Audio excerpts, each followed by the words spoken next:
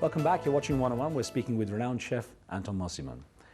You described yourself earlier as a dreamer. Now, of course, you're a dreamer who's lucky to have some dreams come true. And it's been almost about 2 decades since you bought this place and established yourself really, you know, in this scene in London in this way on West Halkin Street. Do you see that, the setting up of this dining club, private members dining club, as one of the main defining moments in your life? I would say so. It was a big decision to make after 13 years at the Dorchester, secured, wonderful job.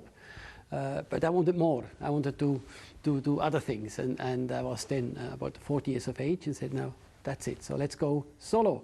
But not just another restaurant like most chefs would do, but something more special. And I came in this wonderful church, fell in love with it. I said, my God, that's where I can play the music.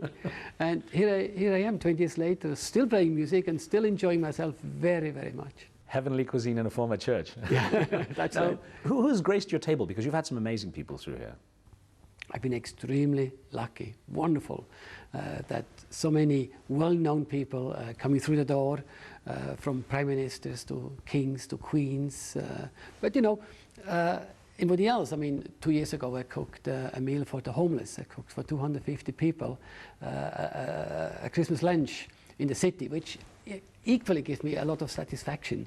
So from one extreme to the other. But you know, one thing about this place, because of its, you know, its name and how established you are, you do get a lot of these famous people. Who are the ones who've stuck in your mind? Some of the people who've come through. Yeah, I mean, here we had President Clinton, we had Mr. Boris Yeltsin, Kofi Annan. I mean, just, you know, wonderful people who not just guests, but you know, they come once or twice, 3 times, then you almost become friends, which is great. So yeah. And you even get calls from the rich, famous and powerful, you know, want you to come over to them and prepare something special. I think you've had 10 Downing Street as a regular venue for you. Very much so. We had a call from Mr. Thatcher's office many years ago to come and cook for Monsieur Mitterrand, which of course I said, love to. And since then we've been out of number 10 all the time. So very lucky to be on the list to cater actually for number 10 Downing Street for the last 4 prime ministers. So it's great. Is it hard meeting the culinary expectations of celebrities? Are they demanding? It depends. You know, a few years ago I was asked to cook a meal in Washington, D.C. For a private party, 85 people. And after the meal I was presented to the guests. And I met 3 presidents. I mean, just wonderful. 3 presidents in a matter of, you know, 5 minutes. Who can do that except you one yourself? And you also ended up getting a royal warrant of appointment for the royal family here. You made meals for Prince Philip and Prince Charles as well. How did that come about? Again, it was a wonderful thing to be awarded, because once you supply the palace for 5 years or more, you entitled, or you can apply for a royal warrant holders, which we did, and we got it, and that's a wonderful feeling too. And doing the birthdays, the 70th and 80th birthday of Prince Philip? Yes, we did the 70th and the 80th birthday for Prince Philip in different parts, but yes, we did. And Prince Charles too? Prince Charles's 50th birthday, which was great, was down in Highgrove, and it was a wonderful occasion. Very honoured to be obviously catering for such a wonderful occasion. How does the relationship with royalty develop? I mean, what sort of expectations do they have from you? Yeah, obviously they have their ideas, and we have, you know, we have meetings, we have tastings together, and eventually we create a meal. And in Prince Charles's case, he loves his organic. He is very determined, and you know, we are in the same line. We love organic food as much as possible. He likes it light, and we too. So it's a good relation. I love cooking for him. Really love it. It is difficult, isn't it, when you have people who dine regularly, if they're doing lunch and dinner on a regular basis, you know, celebrities or politicians, it's difficult for them because they want to maintain a healthy lifestyle, and yet they're eating high-end cuisine. How do you strike the balance for them? Yeah, again, you know, my food is light. My food is very healthy. It's very honest. It's the best produce. It's, you know, it's cooked the way it should be cooked. It's not you know, overpowered by different ingredients. It's just nice, light, but flavorful, and you know, that's very important. How did your style change because of your travels through Asia? And I know you brought in infusions of the East into some of your flavors. How do you balance that East and West? You know, I spent 1 year in Japan actually working with the Japanese people, and I learned a lot over there from the culture, the freshness, the determination, and you know, the presentation. It was just a fantastic experience for me. And in the meantime, I've been traveling and cooked in 80 different cities around the world, and everywhere I pick up ideas, I go to the markets, I meet the people, I got to know the culture much better, because markets are fantastic. You really get to know the characters. People have been there for 30, 40 years, you know, pass it on to the next generation. So there's a lot of culture, and I love to experience that culture. It was more than 20 years ago that you started this cuisine naturelle, which was meant to be a very healthy style of eating. It was quite advanced for its time. It's only recently people have really paid attention to this.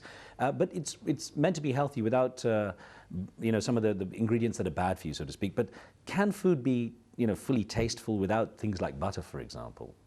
Let me give you one example.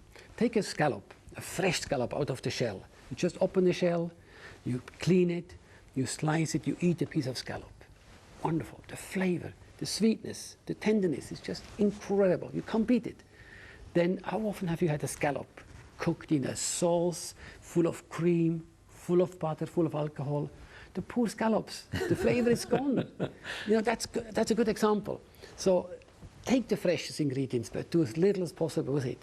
Keep the natural flavor. Let chicken taste of chicken, and meat of meat, and fish of fish. How do you keep your menu fresh, so to speak? How do you bring in new ideas then, when you have to limit yourself with keeping everything fresh that way? How can you bring in new flavors and new ideas? Yeah, you always get that. I mean, through traveling, through imagination. And you know, I got a large collection of cookery books. Right. Some go back 200-300 years, and very often you get a very good idea what happened 200 years ago, and you can actually reproduce that product. What was the most challenging meal you ever had to make, you think? That's a good question. I mean, there's so many, but I remember once I cooked on an old train, on the old Orient Express, for a very special birthday party, which was very challenging because of the movements of the train, the people on the train. That was quite challenging. But then, you know, having cooked a dinner for 3 presidents in Washington was also very, very challenging too. And by the way, we had Jimmy Carter, ex-president. He was one of the guests, and he enjoyed very much my bread and butter pudding. And he asked, "Chef, do you think I could have a doggy bag?" And I did. I made a nice doggy bag of bread and butter pudding for him to take back to Atlanta. It's nice when you know presidents take doggy bags with it. Is it important to be elite? I mean, do you have to remain exclusive to stay ahead of your competitors? I think it's very important that you are determined, you serve the quality. You know, after 20 years, it's nice to be still on that level. But why? Because we're here all the time. I go in the kitchen, I taste the food, I cook with the guys together.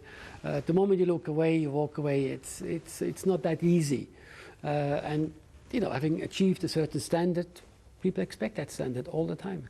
Now, you're known for your hobbies. Apart from collecting antique cookery books, you're very much into fitness sports. You stay very fit and healthy. But also, you drive antique cars. Do you have a collection now? Yeah, I got 2 or 3 cars, and I just love rallies. And in fact, last year, there was a rally from Beijing to Paris, right. 60 days driving. And it was an extremely exciting experience. In fact, I'm hopeless with mechanics, so I told my colleagues, listen, you fix my car, I cook you dinner. Sure enough, I cooked 4 different dinners from Beijing to Paris, but it was worthwhile. Pay the mechanics with food. And you know, my wife was a co-pilot, right. So we're driving together. After 60 days, we are still talking to each other and still married. So probably means she's a very good navigator. Yes, she did, yes, you're right. And you're known for having a bow tie for every day of the year. That's right. I got about 365 bow ties in my cupboards. So you've kept that character going as well. Now, is there anything in your life that you still want to achieve? Any major projects that you say I still have to do? I know you want to do a museum eventually in a castle, although you have Chateau Mosimann, I think, in Switzerland. Yes, actually we have sold that about a year and a half ago.